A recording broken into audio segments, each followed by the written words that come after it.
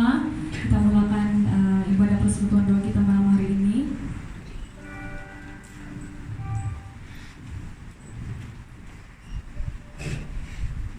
Dan mari jemaat Tuhan, kita persiapkan hati kita di hadapan Tuhan. Kita masuk dalam hadirat Tuhan. Haleluya Yesus, haleluya. Haleluya, haleluya Yesus. Kami datang Tuhan, membawa hidup kami, membawa hati kami Tuhan. Ini kami Tuhan. Kami merendahkan hati kami di hadapan-Mu, sujud dan menyembah Engkau Tuhan. Biarlah Roh Kudus-Mu mengalir dalam hidup kami. Kami datang dari segala suku, kaum, dan bangsa Tuhan, untuk meninggikan nama Tuhan, untuk membawa bangsa kami kepada Tuhan, untuk berdoa bagi negara kami Tuhan. Kiranya kemuliaan-Mu Tuhan tercurah atas bangsa kami Tuhan, atas negeri kami Tuhan, karena kerinduan hati kami, kebangunan rohani terjadi atas negara kami Tuhan. Haleluya, haleluya Yesus. Oh haleluya, haleluya, haleluya Yesus. Haleluya.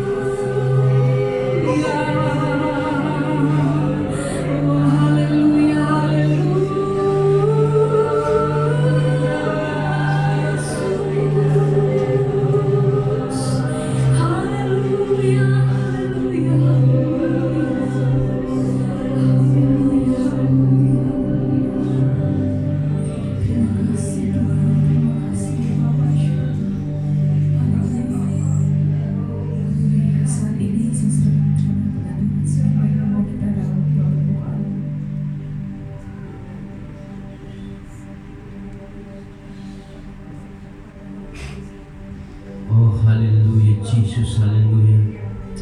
Haleluya Jesus, haleluya. Kami menghormati kehadiran-Mu Tuhan di tengah-tengah kami, Tuhan Yesus. Kami menyanjungi Engkau Tuhan Yesus karena Engkau hadir di tengah-tengah kami, Tuhan Yesus. Kami menyanjungi Engkau Tuhan Yesus karena Engkau tetap setia kepada kami, Tuhan Yesus. Haleluya. Haleluya. Pulihkan negeri kami, Tuhan Yesus. Pulihkan bangsa kami, Tuhan Yesus. Pulihkan gereja kami, Tuhan Yesus. Pulihkan keluarga kami, Tuhan Yesus. Pulihkan ya Tuhan negara kami, Tuhan Yesus. Pulihkan negeri kami, Tuhan Yesus. Haleluya. Haleluya. Bapa di dalam kerajaan surga, di dalam nama Tuhan Yesus Kristus, Tuhan, pada saat ini kami sungguh menyanjungi Engkau Tuhan Yesus karena Engkau hadir di tengah-tengah kami, Tuhan Yesus.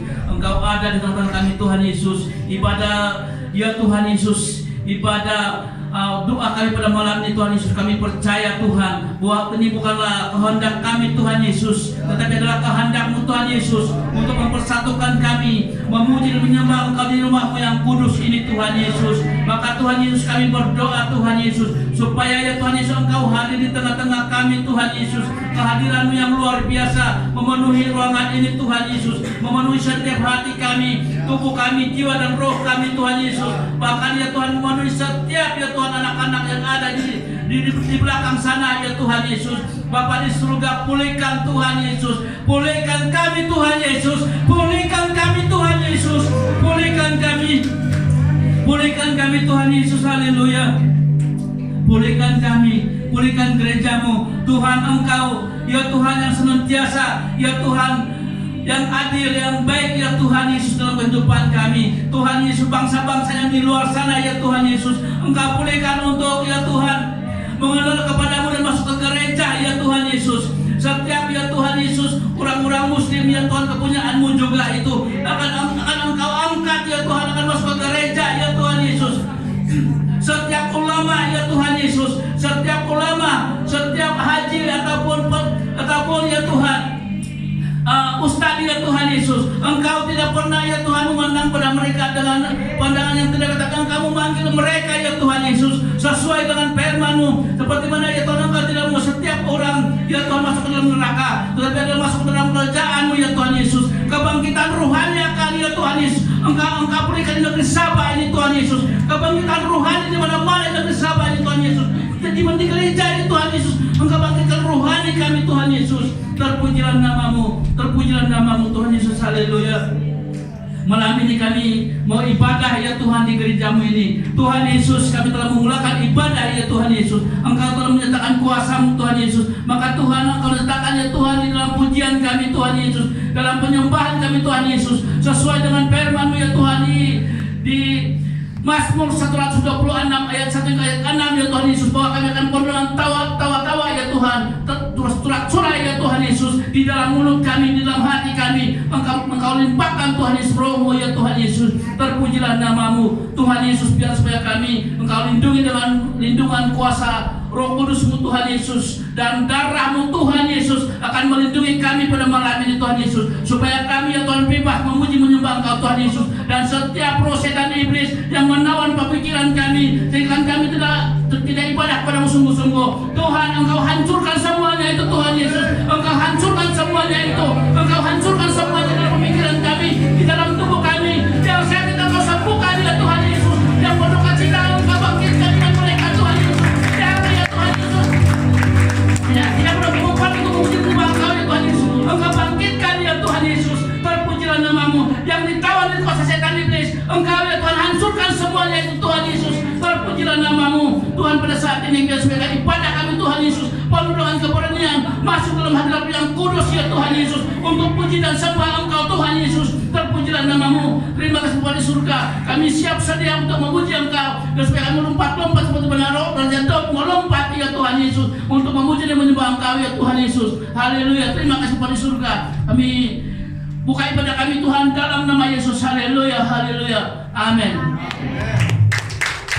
Haleluya jemaat Tuhan. Tuhan Yesus kita dahsyat. Amin. Tuhan kita hebat. Amin. Haleluya. Mari kita bersorak bagi nama Tuhan. Haleluya.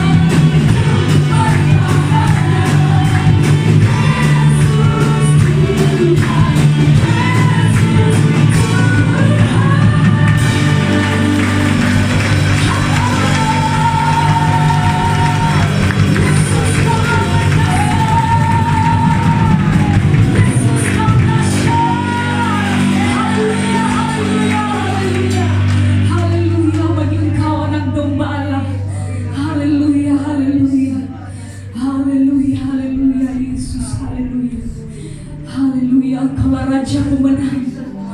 Engkau yang membawa kami kepada kemenangan Tuhan. Haleluya Yesus, haleluya. Haleluya. Lebih lagi kami mau sembah Engkau Tuhan. Kami mau tinggikan Engkau. Haleluya, haleluya. Engkaulah anak domba Allah yang berkuasa menyelamatkan jiwa.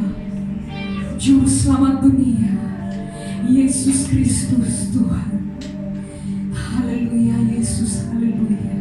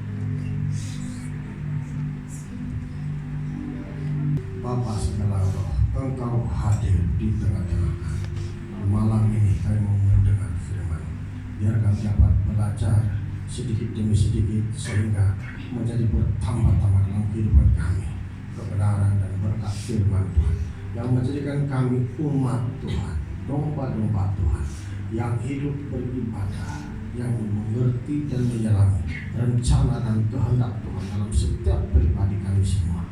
Oleh itu Tuhan berbicara malam ini melalui firman-Mu lewat hamba Roh Kudus mengungkapkan rahasia-rahasia sabda Tuhan sehingga kami yang mendengar diberkati, kuasa setan semakin dihancurkan, penyakit semakin hancur dalam nama Yesus.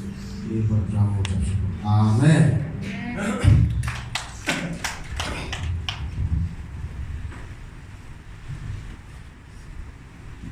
Shalom. Ya, belum Jumat lagi sini semua. Orang tidak berani kalau kata-kata. Ya, saya tidak tahu kenapa orang tidak berani. Ya. Dan malam ini kita mau mendengar firman Tuhan. Jangan berlagak sebagai seorang pembawa kabar baik. Itu temanya atau tajuknya. Jangan berlagak sebagai seorang yang pembawa kabar baik. Kadang-kadang kita berpikir ya, yang kita sampaikan kepada orang itu seolah-olah betul, seolah-olah baik, tapi di hadapan Tuhan belum tentu itu adalah baik. Sebab itulah apapun yang kita mau beritakan kepada orang, kepada gereja, kita harus berpikir sebelum kita menyatakannya. Ya, jadi itulah tema, jangan berlagak jangan berlagak sebagai seorang pembawa kabar baik. Mari kita membuka dalam 2 Samuel pasal 4.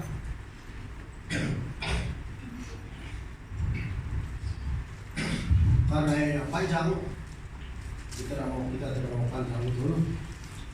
Ya, saya lihat kita punya sekarang ini bukan PKP lagi, tapi macam PKPB atau PKPB.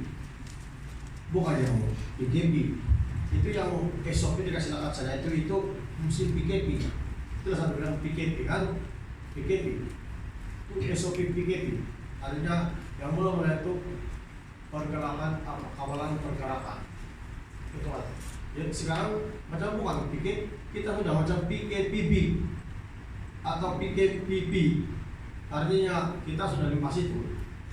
Dan saya lihat, saya pergi jalan kedai-kedai makan, saya tengok ada toko meja yang macam itu begitu sampai 2-3 orang duduk sudah, hati bilang sudah, ya 4 orang beli kan, saya bilang, ya itulah itu bilang, saya tunggu budak-budak sana main sama padan beberapa rapat begitu, bilang mati saya. Nah, orang sekarang tidak mau bawa anak ke gereja sebab takut kena sama. Tunggulah pas PKP dulu baru sama yang dia bilang. Tapi kalau begitu jangan bawa anak keluar, sama juga.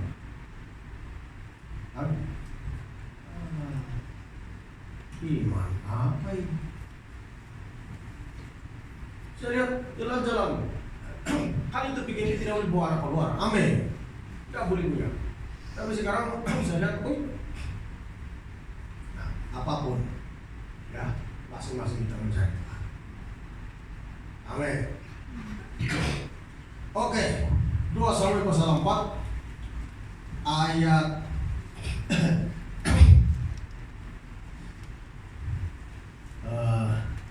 ayat 4. Kita tidak mau baca dari awal, iya panjang. Tapi kita bacalah supaya biar panjang.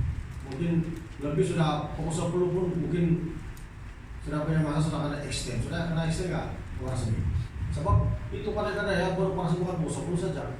Tapi ada juga yang sengaja mau tutup awal, tapi memang sudah melihat mereka sengaja tutup awal. Ada begitu. Oke, isi Bosit dibunuh.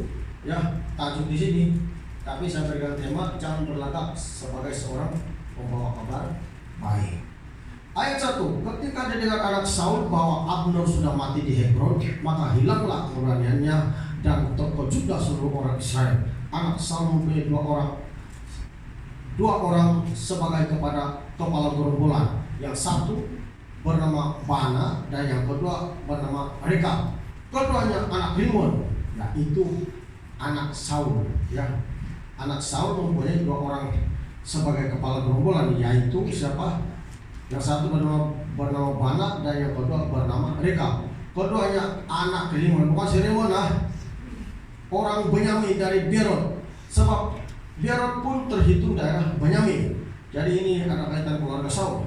Dan kita tahu bahwa Saul ini dalam Biblia bermusuh dengan Raja Daud, tapi Saul sudah mati. Dalam 1 Samuel pasal yang terakhir sekali, awal-awal kita baca, kita tahu bahwa mereka mati berperang dalam 1 Samuel yang penghabisan sekali, last sekali. Ya, 1 Samuel pasal yang ke-31, anak lihat di sana dia sudah mati dalam peperangan. Tapi anak-anaknya ini, jadi ada di antara keturunan anaknya ini, saudaranya ini yang beranggapan dia pikir Daud itu bermusuhan dengan membalas permusuhan Saul itu dengan dia.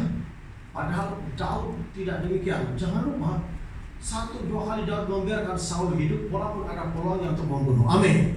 Jadi Saul tidak mau menjamah orang yang diurapi oleh Tuhan. Daud tidak mau menjamah, tapi berapa kali dia melarikan diri, ada peluang dia tidak menjamah hamba Tuhan yang diurapi oleh Tuhan. Apatah lagi berbantah dengan hamba Tuhan yang diurapi oleh Tuhan. Ini sifatnya Daud. Dan itulah cara yang memelihara urapan Tuhan dalam diri kita sebagai orang percaya.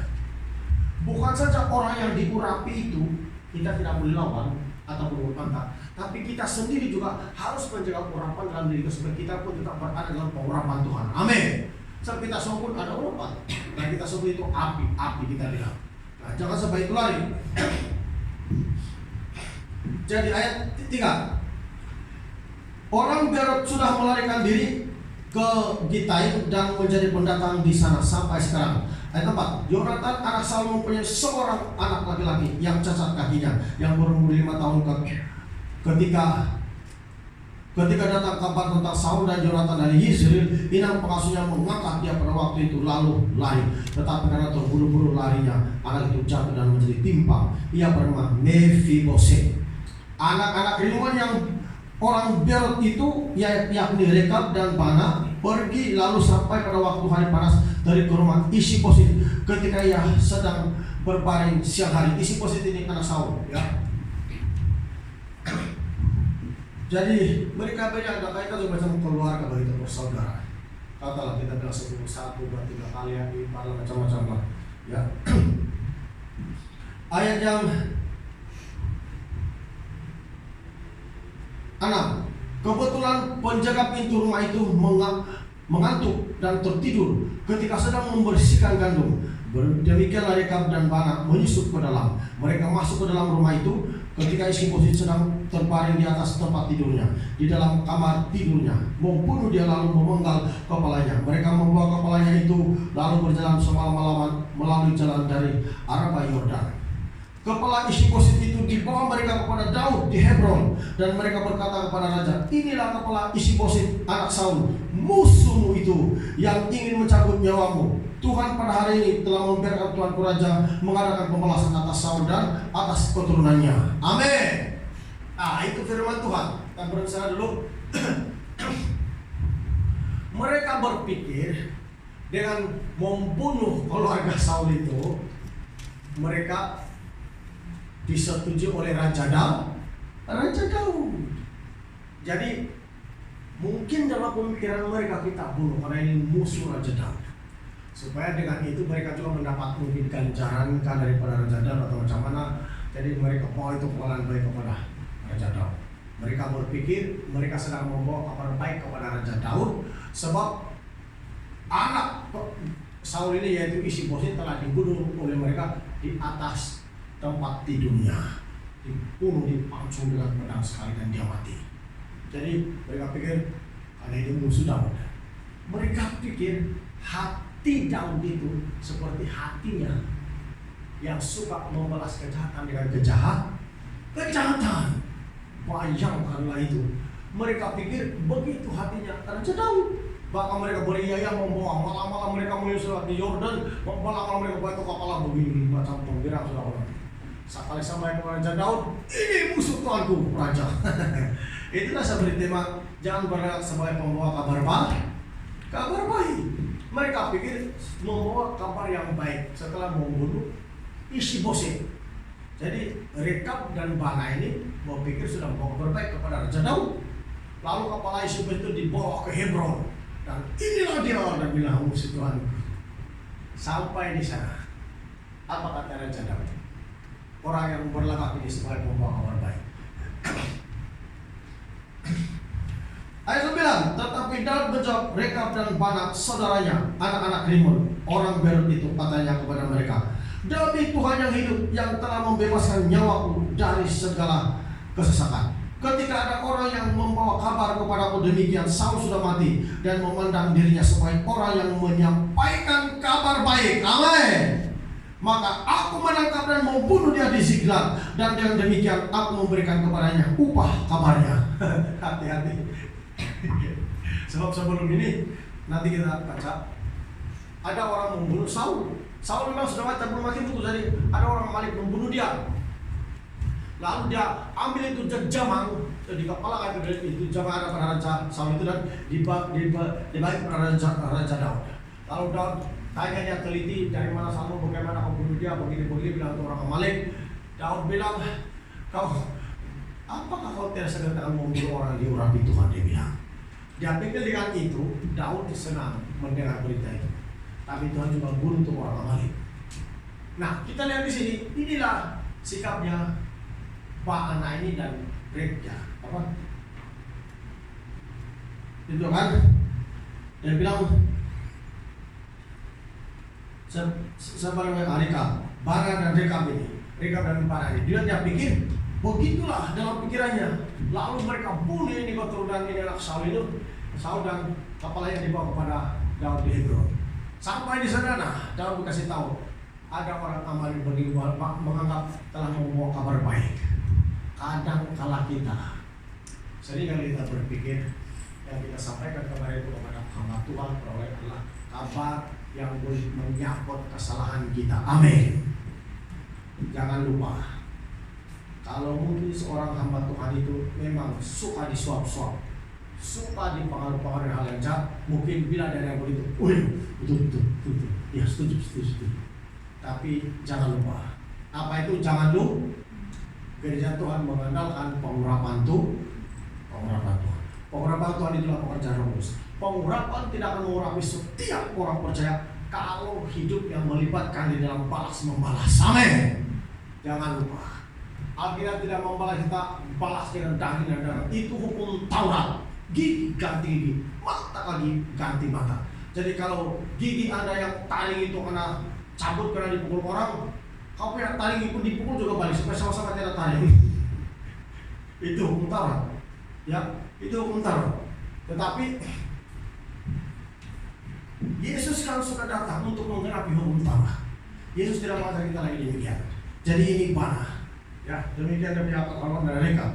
Sebab itu ayat 10 bilang, ketika ada orang yang membawa kabar kepadaku demikian, Saul sudah mati, dan memandang dirinya sebagai orang yang menyampaikan kabar baik, maka aku menangkap dan membunuh dia di Ziklag, dan dengan demikian aku memberikan kepadanya upah kabarnya. Terlebih lagi sekarang, setelah orang-orang fasik membunuh seorang yang benar di rumahnya di atas tempat tidurnya, tidak aku menuntut darahnya daripada kamu dan melenyapkan kamu dari muka bumi. Sesudah itu dan memberi perintah kepada anak buahnya untuk membunuh mereka, tangan dan kaki mereka dipotong, kemudian mayat mereka digantung di tepi telaga di Hebron. Tetapi kepala Isi-Boset diambil dan dikuburkan di dalam kubur Abner di Hebron. Itulah, jangan kita berlagak bahwa kabar baik yang kita bawa itu sudah betul. Ya, bukan mudah seorang hamba Tuhan yang betul-betul hamba Tuhan itu hidup dalam persoalan dengan Tuhan menerima kabar baik sembarang saja, tanpa kaji selidik dulu, bukan sembarang. Sebab bahaya. Nah, Raja Daud ini dia tahu yang mereka bunuh ini adalah keturunan orang yang orang benar dan bilang tadi, dan juga orang yang diurapi oleh Tuhan. Ya, anak orang yang diurapi Tuhan. Maka Daud menuntut balas kepada mereka dan mati. Itulah sebabnya jangan berlagak sebagai seorang pembawa kabar baik. Belajarlah berkata yang benar, jangan mengangkat seseorang. Ada juga orang yang caranya membawa kabar baik seperti itu, orang karena angkat begini, karena bahasa kita di sini bilang karena jek dia, karena kipas dia, sehingga telinganya mulai basah-basah, yang mulai melacuk ini. Kita lihat begini tadi lalu nggak boleh. Kita pergi 1 Samuel, 2 Samuel besar 1. Kita lihat. Dapat saya sini. 2 Samuel pasal 1. Daud menerima kabar kematian Saul.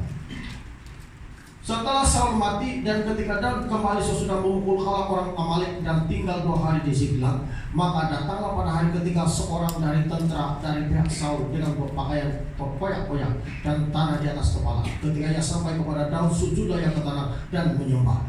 Bertanyalah Daud kepadanya, dari manakah engkau? Jawabnya kepadanya, aku lolos dari tentara Israel. Bertanya pula Daud kepadanya, apakah yang terjadi? Coba ceritakan kepadaku. Jawabnya, rakyat telah melarikan diri dari pertempuran, bukan saja banyak dari rakyat yang gugur dan mati, tetapi Saul dan Yonatan anaknya juga sudah mati. Lalu Daud berkata kepada orang muda yang membawa kabar kepadanya itu, apa dia bilang? Membawa kabar. Nah, jangan berlagak, jangan pandai-pandai bahwa yang ada kabarkan itu adalah betul. Mesti hati-hati juga kita. Harus melandaskan firman Tuhan. Lalu Daud berkata kepada orang muda itu ayat 5 yang membawa kabar kepadanya itu, bagaimana kau ketahui bahwa Saul dan Yonatan anaknya sudah mati? Orang muda yang membawa kabar kepadanya itu berkata, kebetulan aku ada di pegunungan Gilboa. Maka tampaklah Saul bertelekan pada tombaknya, sedang kereta-kereta dan orang-orang berkuda mengejarnya. Ketika menoleh ke belakang, ia melihat aku lalu memanggil aku, dan aku berkata, ya Tuanku. Ia bertanya kepadaku, siapa engkau? Jawabku kepadanya, aku seorang Amalek. Lalu katanya kepadaku, datanglah kemari dan bunuhlah aku, sebab kekejangan telah menyerang aku, tetapi aku masih bernyawa. Aku datang ke dekatnya dan membunuh dia, sebab aku tahu ia tidak dapat hidup terus setelah jatuh. Aku mengambil jejamang yang ada di kepalanya dan gelang yang ada pada lengannya, dan inilah dia aku bawa kepada Tuanku. Lalu Daud memegang pakaiannya dan mengoyakkannya, dan semua orang yang bersama dengan dia berbuat demikian juga. Bayangkan, orang Amalek cerita, dia cerita semua bagaimana membunuh Saul dan bagaimana keadaan itu. Dan inilah jejamang yang ada di kepala seorang raja itu di situ. Dia ambil itu dan diberinya kepada Daud. Nah, inilah dia. Dia bilang sekali Daud teriak dan koyak pakaiannya. Bahkan satu hari mereka tidak makan dan berpuasa dan bersedih dan meratakan kematian Saul dan Yonatan, seluruh orang Israel. Ya, kemudian sesudah itu, maka apa kata Raja Daud? Apa kata Raja Daud? Ayat 12, dan mereka meratap, menangis dan berpuasa sampai matahari terbenam, karena Saul, karena Yonatan anaknya, karena umat Tuhan dan karena kaum Israel, sebab mereka telah gugur oleh pedang. Kemudian bertanyalah Daud kepada orang muda yang membawa kabar itu kepadanya, asalmu dari mana? Jawabnya, aku ini anak perantau orang Amalek. Kemudian berkatalah Daud kepadanya, bagaimana? Tidakkah engkau segan mengangkat tanganmu memusnahkan orang yang diurapi Tuhan? Lalu Daud memanggil salah seorang dari anak buahnya dan berkata, kemari, paranglah dia. Orang itu memarahnya sehingga mati. Dan Daud berkata kepadanya, kau tanggung sendiri darahmu, sebab mulutmu lah yang menjadi saksi menentang engkau, karena berkata, aku telah membunuh orang yang diurapi Tuhan. Dia pikir dia membawa kabar baik. Nah, lalu karena Saul ini ada kaitan musuh Raja Daud, jadi dia cerita semuanya. Mungkin orang Amalek berpikir, kalau dia tercakap begini, pasti Raja Daud berbelas kasihan dengan dia, dan dia terus dijaga, tidak dibunuh dan mengikutinya sebagai pengikutnya. Tetapi ketahui, pantang Raja Daud menjamah orang yang diurapi oleh Tuhan. Saya sudah banyak kali sebut kepada jemaat Tuhan di sini. Saul itu sudah ditinggalkan Tuhan. Roh Kudus sudah tidak ada dalam hidupnya. Amin. Dia bertanya dalam mimpi, dalam perantara Nabi melihat Tuhan tidak jawab sudah dia. Bagaimana cara dia ambil Urim dan Tumim pun Tuhan tidak jawab sudah. Karena Tuhan sudah meninggalkan dia.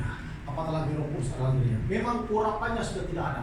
Tetapi ingat, urapannya itu pada awalnya adalah memang urapan dari Tuhan. Dan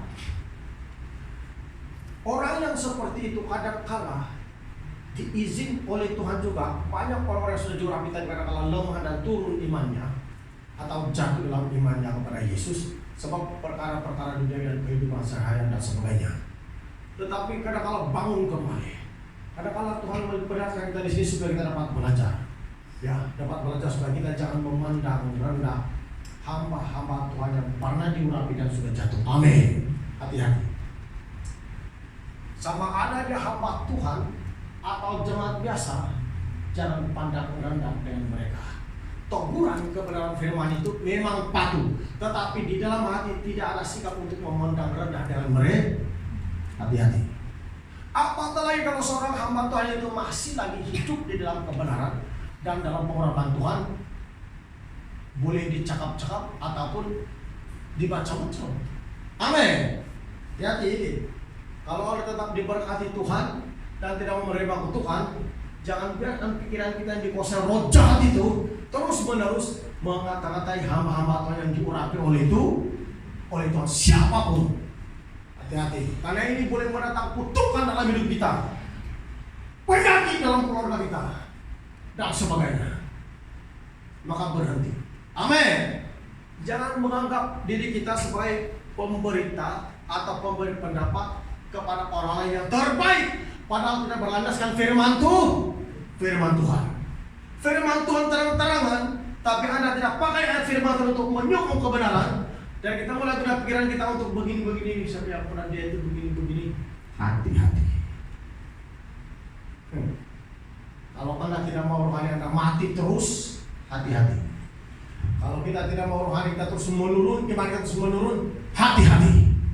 Karena apabila terus menurun, maka kutukan tidak ada dalam keluarga itu. Kutukan itu berlaku dalam keluarga dan berkat tidak dalam keluarga itu.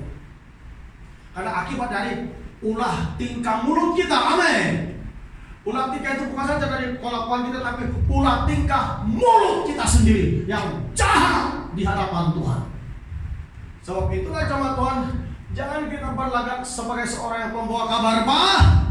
Sebab akibatnya semua yang membawa kabar baik itu semuanya apa? Dibunuh oleh Raja Daud. Tidak dibiarkannya hidup. Karena itulah yang sepadannya atau sepatutnya dia terima upah dari kejahatan dan upah dari ketidakpenghormatannya kepada orang-orang yang diurapi oleh Tuhan. Bahaya ini.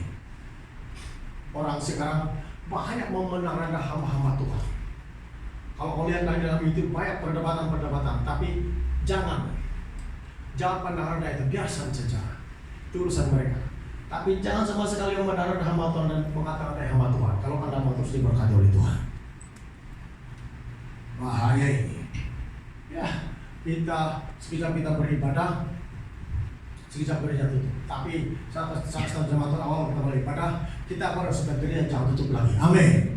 Kita terus gereja tutup lagi, kita terus beribadah kepada Tuhan. Ingat ini pelayan-pelayan Tuhan, pemimpin gereja. Jangan pergunakan mulut kita untuk menentang hamba Tuhan dari belakang.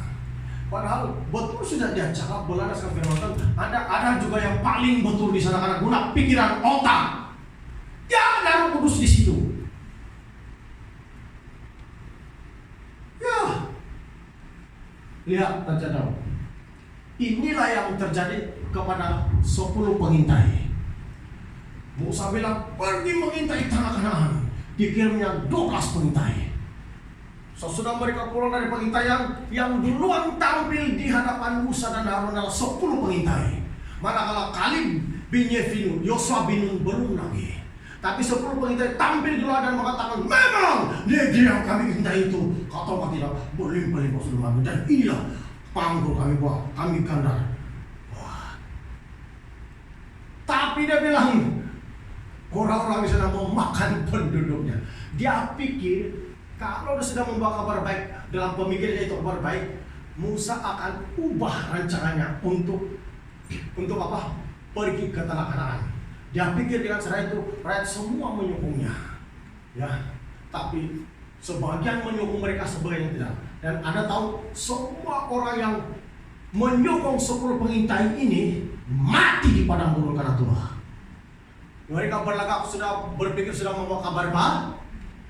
Jangan kita pergi. Sebab kalau kita pergi nanti kita mati.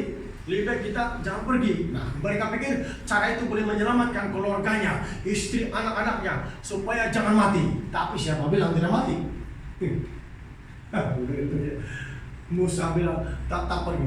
Kali bilang tidak. Haleluya. Tuhan mencari seperti itu. Amin. Orang yang berani beriman, orang yang berani menentang, diajar beriman, tidak juga setuju. Diajar beriman, tidak juga mau percaya bahwa perlu itu iman dalam hatinya. Amin. Kalau bilang tidak, kita pasti dapat mengajari. Kalau Tuhan yang menyertai mereka, sudah meninggalkan mereka, kalau Tuhan menghendaknya, pasti kita akan dapat negeri. Yosua pun berkata yang sama demikian. 2 orang ini menentang 10 pengintai, tapi yang 10 pengintai ini tidak, sehingga mereka mengakibatkan banyak orang Israel itu memberontak kepada Tuhan. Gara-gara itu Tuhan murka. Ketika Tuhan murka, bangkai-bangkai mereka berhantaran di padang gurun, mati karena mereka berlagak bahwa mereka membawa kabar baik kepada Musa, supaya umat jangan binasa, umat jangan dibawa oleh orang-orang raksasa di sana, orang-orang edak, jangan serang. Mungkin itu pemikiran mereka. Jemaat, itu Tuhan ini ada cabarannya untuk mempertahankan kebenaran. Lihat Musa, dia tetap menyatakan kebenaran, dia tetap melaksanakan apa yang Tuhan perintahkan. Amin. Begitulah orang percaya. Apa yang firman Tuhan sudah catatkan kepada kita, apa yang firman Tuhan sudah nyatakan kepada kita, itulah kita lakukan sehari-hari dalam kehidupan kita. Kalau kita tidak akan lakukan itu, kita akan menjadi lemah untuk mengikuti Tuhan. Karena tidak ada dasar. Roh Kudus hanya membakar hati kita, memberi semangat kepada kita apabila kita berlandaskan firman Tuhan. Amin. Kalau kita tidak berlandaskan firman Tuhan, guna pikiran otak kita, kelihatannya macam bagus, kedengarannya macam oke, seperti Bana dan Rekab, seperti orang Amalek tadi, seperti sebelum kita kelihatan oke, ini boleh menolong orang terhindar daripada kesengsaraan. Tapi firman Tuhan bilang harus pergi ke tanah Kanaan, harus berebut tanah Kanaan, karena itulah janji Tuhan bahwa tanah Kanaan itu penuh dengan berkat di sana. Tuhan tidak mau orang yang tidak bertobat, penyembah berhala, mempunyai negeri itu atau memiliki kekayaan di sana, melainkan orang-orang pilihannya. Amin. Kita juga jemaat Tuhan, Tuhan mau supaya kita yang memiliki negeri yang dijanjikan oleh Tuhan.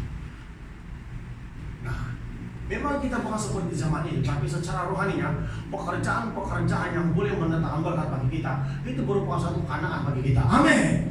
Kita bekerja diberkati, kita boleh merupakan satu tanah Kanaan bagi kita. Tapi bukannya kita terus dapat semua tanpa usaha. Anda harus berdikari dulu, menanam, bekerja keras, begitu baru Anda dapat. Tapi Tuhan sedang menyertai dan memberkati. Jemaat Tuhan, jangan berlagak sebagai seorang pembawa kabar baik. Berbaik, hati-hati ya, jangan sampai roh bernubuat masuk di hati kita dan Tuhan terus kasih tahu itu orang itu begitu.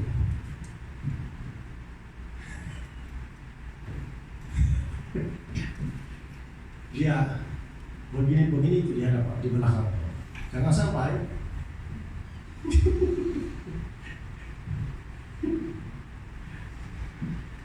karena kalau Tuhan sudah berfirman di depan Anda, kalau tidak ubah itu gaya, pasti bukan berkat yang didapat. Karena sudah maksudnya Tuhan untuk menunggu kita keras-kerasan. Sebab itu, jangan berlagak sampai seorang membawa kabar baik. Bertobat, ya, bertobat sungguh-sungguh mencari Tuhan. Mari kita pergi bilangan. Kita cepat-cepat saja, ya. Bilangan pasal 13. Ya, kita terus mulai membaca dalam ayat yang 25, ya, supaya cepat. Bilangan 13 ayat 25. Sesudah lewat 40 hari pulanglah mereka dari pengintaian negeri itu dan langsung datang kepada Musa, Harun dan segala umat Israel di Kadesh di padang gurun Paran. Mereka membawa pulang kabar kepada keduanya dan kepada segenap umat itu dan memperlihatkan kepada sekaliannya hasil negeri itu. Mereka menceritakan kepadanya, kami sudah masuk ke negeri kemana kau suruh kami, dan memang negeri itu berlimpah-limpah susu dan madunya, dan inilah hasilnya. Hanya bangsa yang diam di negeri itu kuat dan kota-kotanya berkubu dan sangat besar. Juga keturunan Enak telah kami lihat di sana. Orang Amalek diam di tanah Negeb, orang Yebus dan orang Amori diam di pegunungan, orang Kanaan diam di sepanjang laut dan sepanjang tepi sungai Yordan. Kemudian kami mencoba mententeramkan hati bangsa itu di hadapan Musa. Katanya tidak, kita akan maju dan menduduki negeri itu, kita pasti akan mengalahkannya. Ini perkataan orang yang beriman, ya, suka menentang yang tidak mungkin ditentang oleh iman yang menjadikan yang tidak mungkin itu mungkin. Demikianlah Abraham, yang tidak mungkin bagi yang untuk mempersembahkan anak yang Ishak di atas gunung Moria lalu dibunuh, itu tidak mungkin bagi Abraham. Tapi karena Tuhan tak bertanya maka menjadi mungkin. Karena apabila dia membunuh Ishak, Tuhan bilang jangan. Abraham menoleh ke belakang dan dilihatnya di sana ada domba tanduknya tersangkut di belukar, dan itulah pengganti Ishak. Artinya Tuhan berkuasa menjadikan yang tidak mungkin itu mungkin baginya. Amin. Dalam pikiran manusia memang tidak mungkin, tapi Tuhan segala-galanya berubah. Karena itulah Tuhan kita sembah, Tuhan yang mengadakan mujizat yang dahsyat. Ayat yang ke-31. Tetapi orang-orang yang pergi ke sana bersama-sama dengan dia berkata, kita tidak dapat maju menyerang bangsa itu karena mereka lebih kuat daripada kita. Juga mereka menyampaikan kepada orang Israel kabar busuk tentang negeri yang diintai mereka. Nah, dengan berkata, negeri yang telah kami lalui untuk diintai adalah suatu negeri yang memakan penduduknya, dan semua orang yang kami lihat di sana adalah orang-orang yang tinggi-tinggi perawakannya. Juga kami lihat di sana orang-orang raksasa, orang Enak yang berasal dari orang-orang raksasa, dan kami lihat diri kami seperti belalang, dan demikian juga mereka terhadap kami. Lihat itu. Itulah kabarnya busuk, menakutkan orang. Jadi mereka pikir kalau mereka cakap begitu, Musa pun berpikir mungkin, oh kalau begitu saya bodoh sama Tuhan dulu. Betul juga perkataan kamu, nanti kita bahas selesai. Mereka pikir Musa akan mengubah keputusannya, tapi jangan lupa, yang Musa laksanakan itu adalah firman Tuhan. Amin. Tidak ada yang boleh mengubahnya. Kalau firman Tuhan sudah demikian, bukan hamba Tuhan kalau mengubah firman Tuhan. Amin. Bukan hamba Tuhan. Bukan seorang percaya kalau mengubah firman Tuhan, tapi melaksanakan pemikiran dagingnya. Hati-hati. Sikap seperti ini, senang setan menyerang hidupnya, senang setan menghantar penyakit kepadanya. Karena dia ada dasar firman Tuhan dalam hatinya, tapi pakai kotak pemikirannya. Alkitab terang-terangan mengandalkan sama manusia, mengandalkan kotanya, dan Yeremia pasal 17 ayat 5-6, terkutuklah orang itu. Artinya tidak diberkati dan tidak berhasil dan tidak ada kemenangannya dalam peperangan untuk melayani Tuhan. Amin. Atau begitu Tuhan, terkutuk. Ada pasti tahu apa itu terkutuk, bukan diberkati. Amin. Kehidupan keluarga anak-anaknya terkutuk. Segala usahanya menjadi terkutuk. Segala susahnya mau maju karena ditutup Tuhan berkat-berkat dalam hidupnya. Gara-gara mengandalkan pemikiran itu namanya terkutuk. Tapi Tuhan suruh kita mengandalkan Tuhan, supaya dia bilang diberkati dalam orang yang mengandalkan Tuhan. Makin dia mengandalkan Tuhan, makin dia mengandalkan firman Tuhan, makin dia mengandalkan kekuatan Roh Kudus, makin banyak pemikiran rohani yang dibawakan Tuhan kepadanya untuk menangkap rahasia-rahasia bagaimana pekerjaan Tuhan di masa-masa akan datang, dan bagaimana kehidupan jemaat yang tetap berdiri di hadapan Tuhan. Bahkan rahasia-rahasia firman Tuhan, bahkan segala-galanya, ekonomi semuanya. Sebab itulah jemaat Tuhan, kita harus mengenalkan Tuhan. Lihat orang ini, bikin yang membawa kabar baik.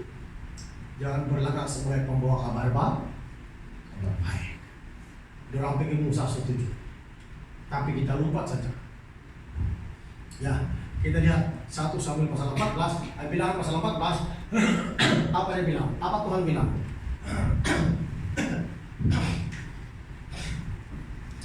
Bilangan 14 kita lupa saja. Ayat 30 mulai. Kita terus baca ayat 30. bahwasanya kamu ini tidak akan masuk ke negeri yang dengan mengangkat sumpah telah kujanjikan akan kuberikan kamu demi diami, kecuali Kaleb bin Yefune dan Yosua bin Nun. Lihat, Tuhan sudah bersumpah itu, amin. Wah, sesungguhnya aku bersumpah demi diriku sendiri, Tuhan bilang. Tuhan bersumpah kepada siapa? Kepada Abraham pertama-tama dan keturunannya, amin. Waktu Abraham sudah mempersembahkan Ishak itu, sesudah dia mempersembahkan, tapi hampir Ishak terbunuh itu karena persembahannya, tapi tidak juga. Di sanalah Tuhan mengikat dirinya dengan sumpah kepada Abraham. Pasti ingat ya jemaat Tuhan. Aku bersumpah demi diriku sendiri, bilang Tuhan. Jadi itulah dia katakan di sini, dia bilang bahwasanya kamu ini tidak akan masuk ke negeri yang dengan mengangkat sumpah yang telah janjikan akan kuberikan kamu diam, kecuali Kaleb bin Yefune dan Yosua bin Nun. Perlu juga orang Kristen itu taat kepada firman Tuhan, amin. Perlu juga orang Kristen itu hidup sesuai dengan firman Tuhan. Kalau Anda tidak hidup sesuai dengan firman Tuhan, macam mana janji Tuhan itu boleh digenapi dalam hidup kita? Paling-paling kita bilang iman, tapi kosong saja iman kita. Karena kita iman-iman saja, tapi di hati kita tidak beriman betul-betul seperti yang difirmankan Tuhan. Tidak berlandaskan firman Tuhan dalam pelayanan, dalam kehidupan kita seharian, dalam pengetahuan keluarga, anak-anak kita, dalam pengetahuan ekonomi kita dan sebagainya. Tidak berlandaskan firman Tuhan, tapi selalu menggunakan akal pikiran. Ya, sebab itulah Tuhan bilang, walaupun dia sudah bersumpah, tapi kepada orang yang sering kali memberontak itu di hadapan Tuhan. Ya, kita lihat. Kecuali Kaleb bin Yefune, dia bilang yang akan masuk ke dalam perjanjian. Ayat 31. Tentang anak-anakmu yang telah kamu katakan mereka akan menjadi tawanan, mereka lah yang akan kubawa masuk supaya mereka mengenal negeri yang telah kamu hinakan itu. Tetapi mengenai kamu, bangkai-bangkaimu akan berhantaran di padang gurun ini, dan anak-anakmu akan mengembara sebagai penggembala di padang gurun 40 tahun lamanya, dan akan menanggung akibat ketidaksetiaan sampai bangkai-bangkaimu habis di padang gurun. Sengsara. Ya, bukan orang itu yang pergi mengintai mati, tapi anak-anaknya juga akan menanggung risiko kesengsaraan hidupnya akibat dari ketidaksetiaan seorang ibu bapak atau pengintai tadi. Bayangkan, mereka berlagak membawa kabar baik sehingga umat itu boleh memberontak seluruhnya. Tapi Tuhan tidak suka. Kalau Tuhan tidak suka, tidak mungkin dia cakap bangkai-bangkaimu akan berhantaran di padang gurun. Amin. Coba Anda renungkan, Tuhan itu pengasih dan penyayang. Sekali kita melanggar hukum firman-Nya, sekali kita melanggar ketetapannya, tetap penghukuman itu ada. Amin. Jangan salah guna firman Tuhan. Tetap penghukuman itu ada. Dia bilang di ayat 33, dan anak-anakmu akan mengembara sebagai pengembala di padang gurun 40 tahun lamanya, dan akan menanggung akibat ketidaksetiaan sampai bangkai-bangkaimu habis di padang gurun, sesuai dengan jumlah hari yang kamu mengintai negeri itu, yakni 40 hari, 1 hari dihitung 1 tahun. Jadi 40 tahun lamanya kamu harus menanggung akibat kesalahanmu, supaya kamu tahu rasanya jika berbalik daripada Tuhan pada cara rasain, rasain lu. Kalau Tuhan sudah marah, begitulah. Ya, ganti dari kehidupan orang yang memberontak. Sampai gara-gara mereka memberontak, banyak umat yang dipengaruhi oleh mereka untuk ikut memberontak seperti mereka. Obat habislah teliti. Wah, saat baca-baca begitu macam bahaya ini. Bahaya ini. Di mereka menganggap caranya itu sudah betul dan membawa kabar baik, tapi bukan membawa kabar baik, bahkan Tuhan mau membunuh mereka di padang gurun. Amin. Sekali lagi saya kasih tahu pada jemaat, apapun tindakan kita kalau tidak berlandaskan firman Tuhan, itu namanya menggunakan pemikiran sendiri. Menggunakan pemikiran sendiri dalam perkataan lain adalah daging. Daging itu jemaat Tuhan dalam Roma 8, kalau Anda baca di sana, kalau kita mengendalikan sesuatu ataupun hidup dalam daging, akan binasa oleh daging. Bahayanya itu. Artinya menurut pemikiran sendiri, menurut pendapat sendiri dan sebagainya, itu daging. Perlu juga berdoa. Itulah sebabnya orang Kristen itu harus hidupnya berdoa dan membaca Alkitab. Harus, bukan itulah. Kalau saya tidak berpenat, kalau saya senang di malam, saya baca Alkitab. Saya berdoa kalau saya senang, kalau tidak lagi. Tapi perkara-perkara duniawi, sama ada Anda senang atau tidak, tetap dibuat. Amin. Bukankah itu? Tapi perkara rohani tidak dibuat. Bukankah itu membuatkan kita jabatan membedakan? Bukankah itu membuatkan kita bahwa kita mengutamakan perkara duniawi daripada Tuhan? Kita harus lebih mengutamakan Tuhan. Ayat yang ke-35. Aku Tuhan yang berkata demikian, sesungguhnya aku akan melakukannya. Semuanya itu kepada segala umat yang jahat ini, yang telah bersepakat melawan aku di padang gurun. Ini mereka akan habis. Disinilah mereka akan mati. Wah. Mereka memberontak kepada Musa, tapi bukan kepada Musa mereka lawan, sebenarnya kepada Tuhan. Amin. Hati-hatilah. Kalau Anda memberontak kepada hamba Tuhan, melawan hamba Tuhan, bukan kepada dia Anda bercakap, kepada Tuhan. Tuhan Yesus bilang, kalau mereka membenci aku, membenci kamu dan menolak kamu, ketahuilah bahwa aku lebih duluan mereka benci dan tolak. Amin. Ketahuilah. Jadi hati-hati. Jangan mengatai hamba Tuhan yang dimurahi Tuhan, bahkan orang yang sudah jauh dari Tuhan, jangan mengatai. Biarkan saja dia hidupnya. Ya, selamat atau tidak itu urusannya dengan Tuhan. Tapi firman Tuhan dalam diberitakan. Kepada firman Tuhan dalam dinyatakan tidak boleh diubah. Musa tidak mengubahnya. Walaupun dia tahu banyak rakyat memberontak, dia tetap firman Tuhan. Ya, orang yang selalu memberontak menentang itu ditentukan untuk dihukum. Lihat di padang gurun ini. Amin. Jangan biasa memberontak. Jangan biasa melawan, bahaya. Ayat yang ke-36. Adapun orang-orang yang telah disuruh Musa untuk mengintai negeri itu yang sudah pulang dan menyebabkan segala umat itu bersungut-sungut kepada Musa dengan menyampaikan kabar busuk tentang negeri itu. Apa dia bilang? Menyebabkan segenap umat itu bersungut-sungut kepada Musa. Wah, gara-gara mereka orang boleh bersungut-sungut mulai memberontak kepada Musa gara-gara 10 orang ini. Itu menunjukkan walaupun banyak orang yang hadir dalam sebuah gereja, bukan semuanya orang-orang yang beriman. Amin. Bukan semua. Dan bukan semua juga orang yang bakal diselamatkan oleh Tuhan kalau tidak ada perubahan sehingga menjadi lahir baru. Karena hanya orang yang lahir baru yang boleh diselamat. Orang yang lahir baru pastinya tidak akan suka bantah-bantah. Pasti ada ketundukannya. Orang lahir baru kan ada roh Allah dalam diri. Jadi kita tunduk kepada Tuhan. Bila kita tunduk kepada Tuhan, pasti kita tunduk kepada pemimpin. Kalau kita masih udah pikiran kita suka begini, hati-hati. Kita tidak mau bermain-main sekarang soal kebenaran. Karena soal kebenaran itu sangat penting. Dan roh jahat juga tidak bermain-main. Ingat hari Nabi itu dulu itu Obed tamu-tamu. Dia bilang dia menunggu waktu yang baik. Hanya dia masih mengintip kita. Dia belum berhenti. Kalau ada para jemaah sudah meninggalkan itu karena itu masih mengintip kita. Anda mau teruskan sikap itu, guna pikiran berlagak memberita kabar baik. Yang penting saya sudah kasih tahu. Jangan berlagak sebagai pembawa kabar baik. Paling Yesus tidak suka.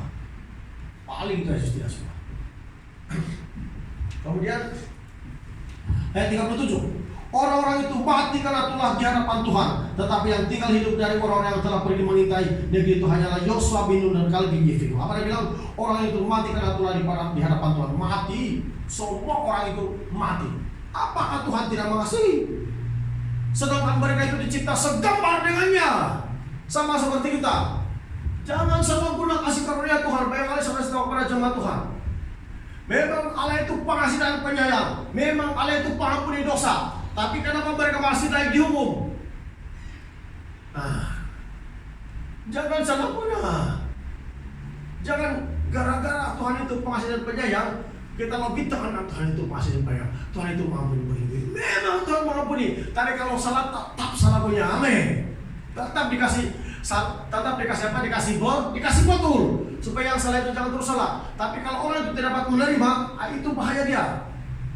Memang Tuhan pengasih dan penyayang, berlimpah kasih setianya. Bahkan Musa waktu Tuhan memperlihatkan diri kepada Musa di padang gurun di atas gunung, dia lalu sekitar begitu, dia bilang Tuhan Allah pengasih dan penyayang, dia bilang amin. Dia panggil Tuhan Allah pengasih dan penyayang. Memang dia pengasih dan penyayang. Jangan Anda bilang hamba Tuhan itu garang dulu itu, si bosan itu garang begini itu. Dia bilang ya begini. Tiada kasih. Orang salah begini dia ambil begini. Memang tidak mengambil, tapi kebenaran harus dinyatakan. Teguran itu harus dinyatakan. Dan bukan bertujuan untuk membinasakan orang, tapi memperbetulkan dalam banyak salah. Amin. Kalau tidak diperbetulkan, dia lagi mau diperbetulkan. Lihat, mati juga di padang gurun kan mati kan? Mati. Tuhan pengasih dan penyayang. Tapi kalau melanggar hukum Tuhan juga tetap mati juga. Mati dalam doa. Biar kita mati dalam kemuliaan Tuhan. Amin. Mati dalam doa. Kita berdoa betul-betul supaya segala roh-roh yang bukan dari Tuhan, roh-roh pemberontak, roh-roh yang membuatkan gereja Tuhan itu terhalang berkat turun kepada kita. Kita berdoa betul supaya semua itu dihancurkan oleh Tuhan Yesus. Amin. Haleluya. Itu belum cukup. Ingat, yang terakhir, saya juga 3 kali kasih ajaran itu jam. Coba tahulah, kita dibatasi dengan waktu. Jangan lupa, yang terakhir ini jangan lupa. Waktu Tuhan menyuruh Raja Saul menumpas orang Amalek. Masih ingat ya? Waktu Tuhan menyuruh Saul menumpaskan orang Amalek. Lalu Saul mengumpul semua tentara orang Israel pergi berperang melawan orang Amalek. Dan mereka menang melawan orang Amalek. Tapi Tuhan bilang bunuh semua yang ada pada mereka. Semua binatang gemuk, kurus, binatang dibunuh semua. Itu raja pun dibunuh semua.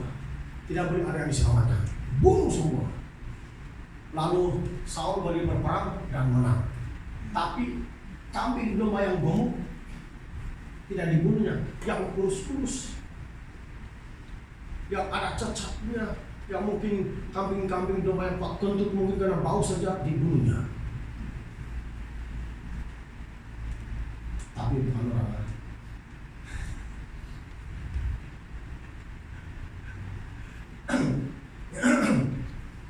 Dibunuhnya semua.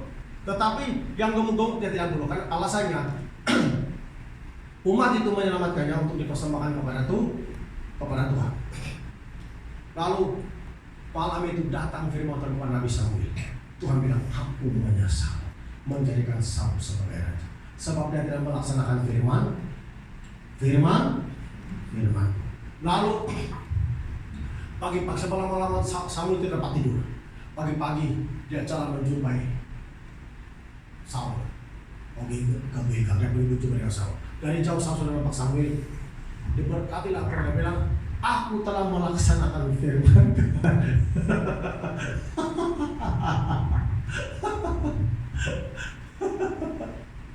Dia berlagak seolah sebagai pembawa kabar baik kepada Samuel. Saul telah melaksanakan firman Tuhan.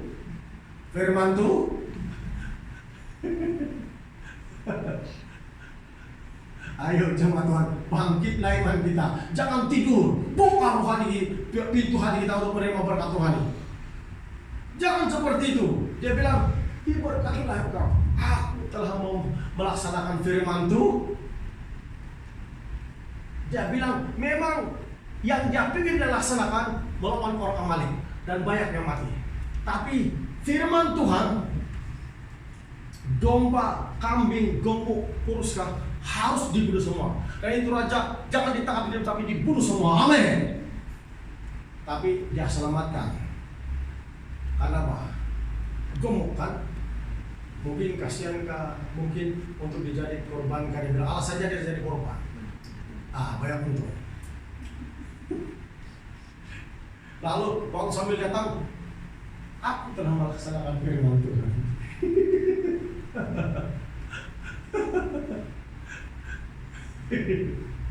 Coba renung betul ini firman Tuhan. Jangan kita berlagak sebagai seorang Kristen yang sudah cukup tahu firman Tuhan, yang sudah cukup untuk melaksanakan firman Tuhan, tiada lagi yang perlu diubah. Amin. Bahaya kita. Koreksilah diri kita setiap hari kalau pulang di rumah dan berdoalah sendiri. Bacalah Alkitab, jangan guna pikiran kita itu. Itu sangat jahat sekali kalau tidak diurapi. Karena boleh memisokkan jemaat kepada kecelakaan seperti yang dibuatkan 10 panitia tadi. Gara-gara mereka banyak umat, amin, yang menyokong mereka hal itu. Bahaya ini begini nih jemaat Tuhan, sangat bahaya. Hati-hati, ya. Saul bilang, aku telah melaksanakan firman Tuhan. Kalau memang, Saul bilang, apakah aku dengar yang bunyi kambing yang mengindik itu? Mana itu kambing pada dia kalau sudah kena tapas dia akan dia bilang, itu sambil bilang, apakah bunyi kambing yang saya dengar itu mengindik? Tapi tadi dia bilang telah melaksanakan firman Tuhan. Itulah, macam kita juga lah. Sudah jadi orang Kristen, sudah percaya Tuhan, masih banyak firman Tuhan yang kita tidak boleh buat dalam diri kita. Macam begitulah itu. Tapi kita bilang ditanya, kau Kristen? Ya, saya Kristen. Lebih kurang lagi. Macam begitulah itu. Kau percaya Tuhan? Percaya. Kau rajin beribadah kah? Rajin. Kalau kayak sembahyang kah? Macam begitulah itu.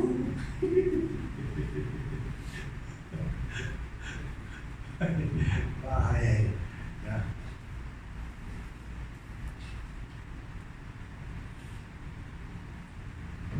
Tanya kau pergi mana hari Selasa? Sekutuan.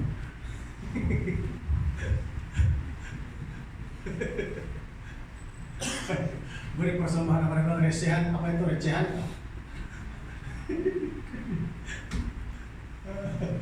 Kau tahu Pak? Kalau hidup kita seperti itu, menganggap diri sudah melaksanakan firman Tuhan, masih baik lagi yang perlu diubah. Masih baik lagi kita boleh taati, belum kita taati. Sama dengan kita membuat diri kita di hadapan Tuhan satu persembahan yang bercacat celah. Satu tubuh kita ini adalah persembahan yang sebenarnya. Amin. Bukan duit saja, bukan uang saja yang setiap bulan 50 ringgit, 30 ringgit dan berpuluhan handal. Bukan itu saja. Biar jemaat Tuhan serasi dari kelemahan kita. Bila kita mau memuji Tuhan, bila kita mau persembahkan sesuatu, harus diri kita pun selesai, beres di hadapan Tuhan, tanpa ada tuntutan hukum daripada Tuhan oleh karena ketidaktaatan kita. Amin. Tapi biar hidup kita selesai di hadapan Tuhan, baru Anda akan melihat pengurapan Tuhan dan berkat Tuhan itu digenapi dalam diri kita. Amin. Kalau tidak susah itu jemaat Tuhan. Sehari ini sekali melihat jemaat Tuhan ini diberkati. Ada itu saudara. Dan cara jemaat itu diberkati tiada lain kalau bukan berlandaskan firman Tuhan. Itu yang disertakan Alkitab. Tiada lain. Memanglah banyak daging kita yang akan tumbuh, yang sukar kita ubah. Tapi itulah firman Tuhan. Memang demikianlah firman Tuhan. Ya. Kita lihat ya ayat terakhir kita 1 Samuel.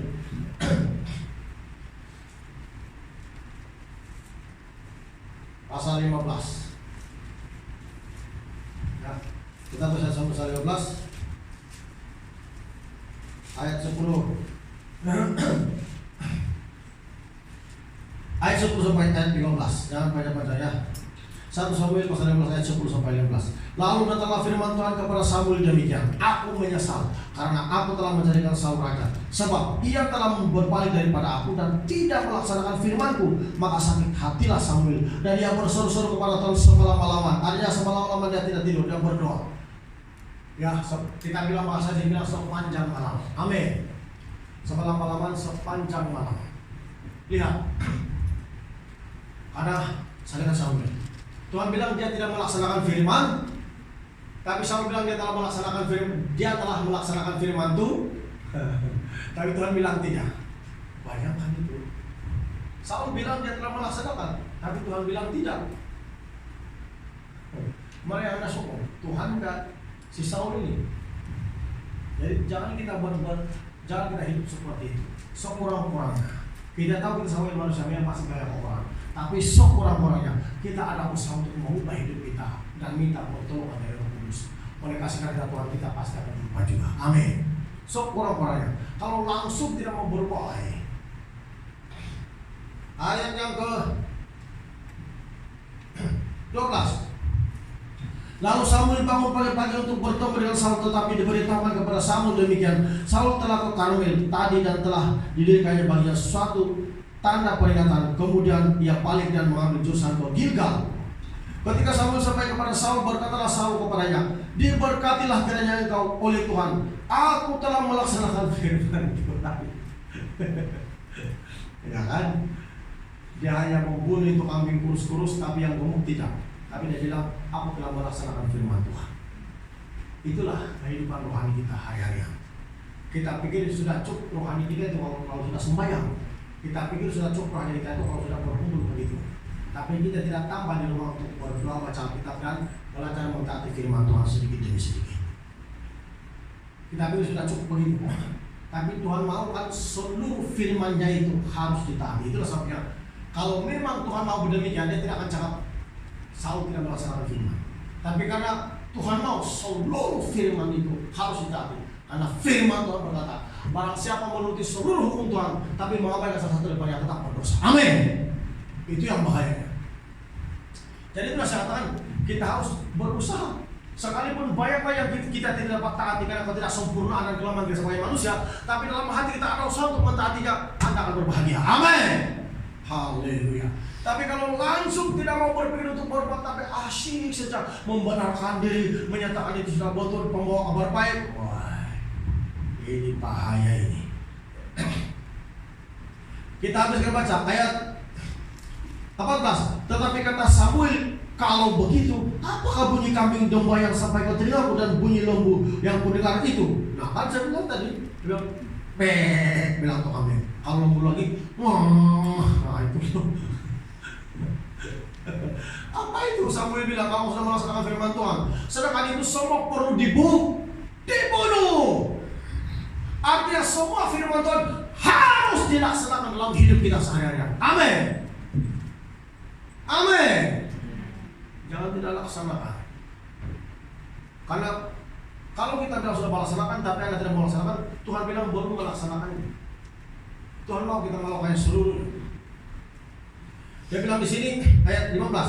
Jawab Saul, semuanya itu dibawa dari orang Amalek, sebab rakyat menyelamatkan kambing domba dan lembu-lembu yang terbaik dengan maksud untuk mempersembahkan korban kepada Tuhan Allahmu, tetap selebihnya telah kami tumpas. Menurut pikiran akal kita, betul juga pendapat si Saul dan rakyat itu. Amin. Karena mereka gunakan itu untuk bukan untuk diri sendiri, tapi untuk Tuhan. Kalau dijual kaya pun untuk Tuhan. Mereka balik perpuluhan juga katakan begitu, untuk Tuhan. Tapi Tuhan tidak menyuruh mereka berbuat demikian. Tuhan bilang musnahkan. Amin. Kalau Tuhan sudah katakan musnahkan, itulah yang betul. Yang ini pendapat dan pikiran manusia. Tahu kan?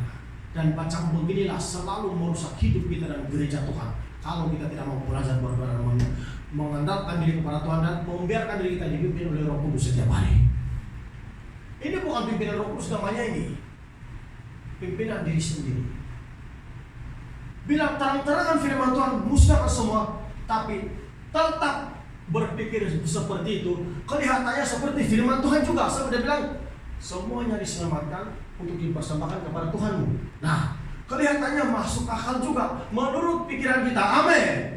Hati-hati dengan pemikiran akal kita itu. Kelihatannya macam bagus, menyenangkan hati orang, kawan-kawan supaya tidak sakit hati. Katakanlah begitu. Tapi bila firman Tuhan terus kita terkejut sakit hati. Kenapa? Karena kita tidak melakukan yang menurut firman Tuhan, tapi menurut daging kita sendiri. Daging itu membela. Saya baca dalam Roma pasal 8 itu ayat 1 sampai 15 begitu. Anda akan tahu di sana bahaya ini menurut daging ini.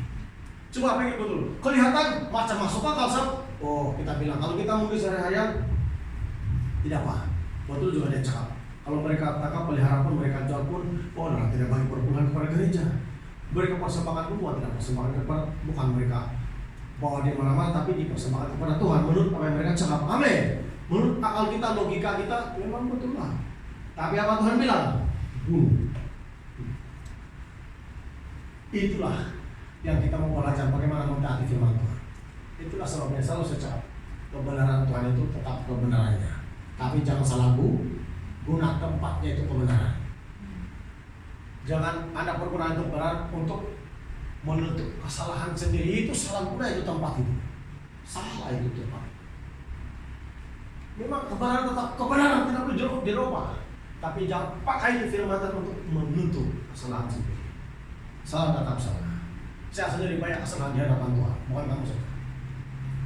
Mungkin di antara kamu paling banyak kesalahan saya lah, paling banyak dosa. Sama itulah kenapa saya bersungguh-sungguh untuk berdoa dan membaca Alkitab, karena saya tahu saya banyak dosa. Moga-moga Alkitab bilang Tuhan berikan kelengahan hati dan dihapuskannya, dan semakin pengurapannya bertambah-tambah. Amin. Amin. Sebab itulah jemaat Tuhan. Memang firman Tuhan ini jemaat Tuhan suka orang mau turuti. Lihatlah Saul ini, ya. Akibatnya, kalau Anda baca dalam 1 Samuel pasal 15 ayat 29, akibatnya mendatangkan penolakan sebagai raja. Saul ditolak sebagai raja. Jangan sampai kita ditolak masuk surga jemaat Tuhan. Karena banyak firman yang kita tidak boleh taati. Kita pikir sudah cukup Kristen kita. Tapi bila ada sampai itu pengorbanan uang kita kepada gereja, banyak berpikir lagi, bertimbang lagi. Jangan sampai kita bilang kita Kristen, kita suka begini, kita suka yang rendah, kita suka yang rendah orang. Tapi jangan sampai kita suka tapi tidak perbuatan kita. Amin. Bahaya itu. Jangan sampai kita ditolak seperti Saul, menganggap sudah membawa kabar baik kepada Samuel, menganggap sudah pelaksana firman Tuhan. Tapi Tuhan bilang dia tidak melaksanakan firmanku. Akhirnya dia ditolak menjadi raja. Ayat 26 sampai 29 akan baca di 1 sampai 15. Akhirnya ditolak sebagai raja. Jangan sampai kita ditolak masuk kerajaan surga. Karena syarat-syarat untuk masuk kerajaan surga kita tidak laksanakan. Amin. Betul itu. Yang pas dasarnya cakap yang hamba Tuhan yang hidup paling itu kesaksiannya. Betul itu. Nah, sudah berapa banyak sudah hamba Tuhan bersaksi tentang itu. Tentang pemberian, tentang murah hati, tentang perpuluhan, sudah berapa banyak orang yang meninggal balik bersaksi itu juga. Amin. Catering itu yang cunap siapa yang di Poliong Ucapnya itu mati pun begitu kesaksiannya. Yang betul terangkat di surga. Semua ada yang bersaksi yang pendetanya hamba Tuhan tidak memperdukan itu perpuluhan atas semua itu karena dia bilang itu alasannya menguntungkan hamba Tuhan saya tidak mau dengar. Tak tahu Tuhan tuntut dia jadi neraka. Banyak sudah jemaat Tuhan. Jadi orang Kristen sekarang sudah cukup, sudah kerja ada duit, tapi dia tidak melaksanakan firman Tuhan. Lalu dia bilang dia sudah melaksanakan firman Tuhan dalam pikirannya dia oke, dia siap. Tapi apa ini Saul bilang ini? Dia sudah melaksanakan firman Tuhan, tapi Tuhan bilang dia tidak melaksanakan firman Tuhan. Jangan sampai kita ditolak. Maksud Tuhan, jikalau kita menuruti seluruh firman Tuhan dan mengabaikan salah satunya maksudnya, kita sudah bersalah terhadap seluruhnya. Artinya kita tidak boleh mengabaikan salah satu daripada hukum Tuhan, harus ditaati. Sebelumnya harus ditaati. Kecuali kalau kita sudah berusaha tapi memang ada juga yang termis, Tuhan sangat maklumi kehidupan kita sebagai manusia. Amin. Tapi kalau kita macam sengaja-sengaja, coba kita lihat yang terakhir, Yakobus 2 ayat 10. Tolong dibaca.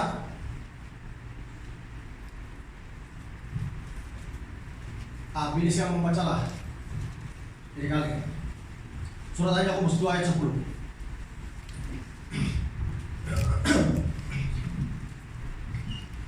Yakobus 2 ayat 10.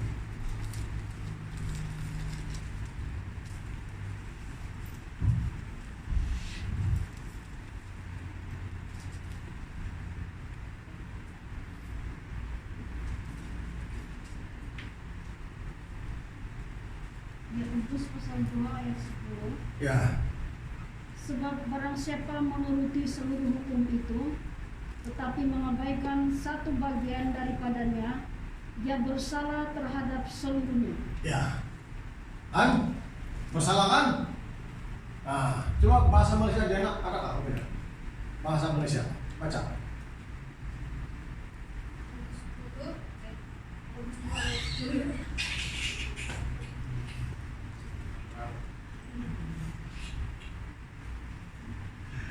Yakobus 2 ayat 10 ya.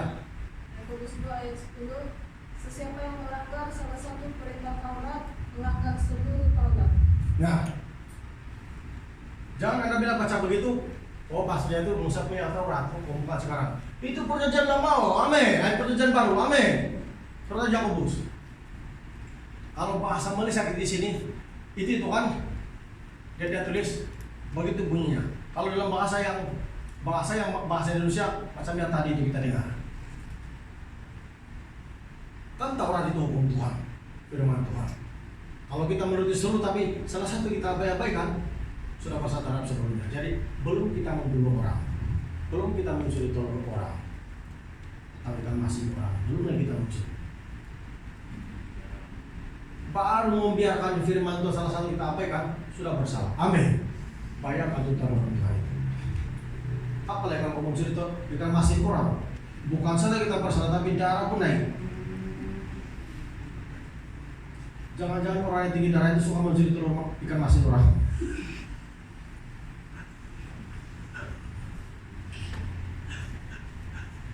Jangan barang kita bergurau saja. Ini barang bisa mengantuk-mengantuk sudah deh. Barang dia cakap tinggi deh. Makanya kalau di rumah kamu ada itu telur masin begitu, sudah kamu dalam tempat tapi kamu tidak mau makan sudah. Ini juga tadi di rumah saya tuh.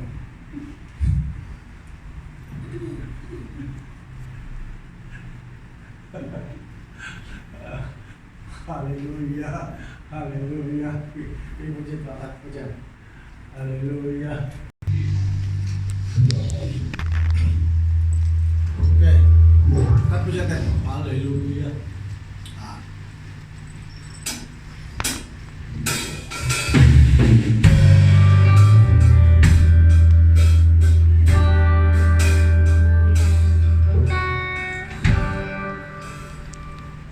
Terus dari.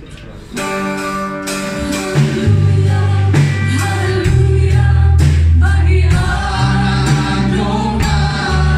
Haleluya, haleluya,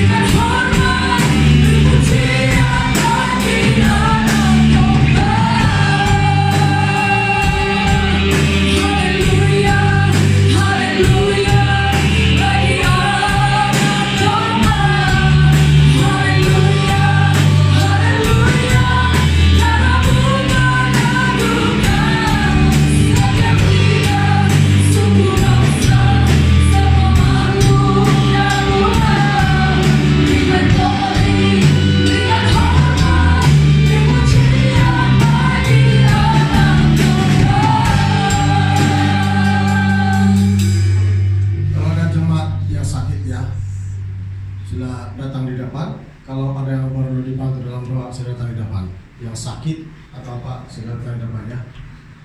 Kita akan baca sekali lagi. Ya. Haleluya.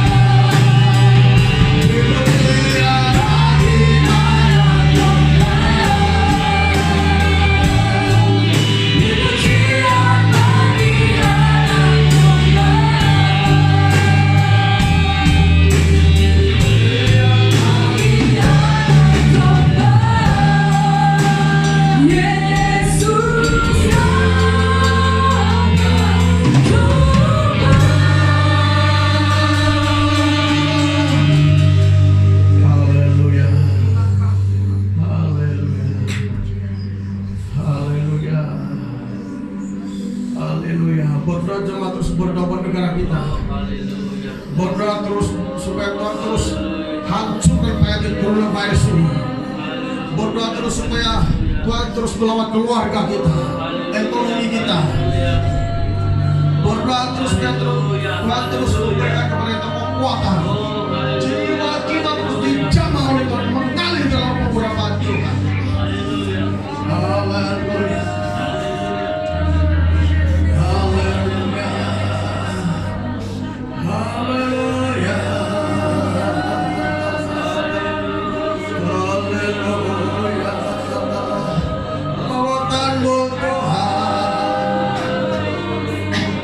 Lawatan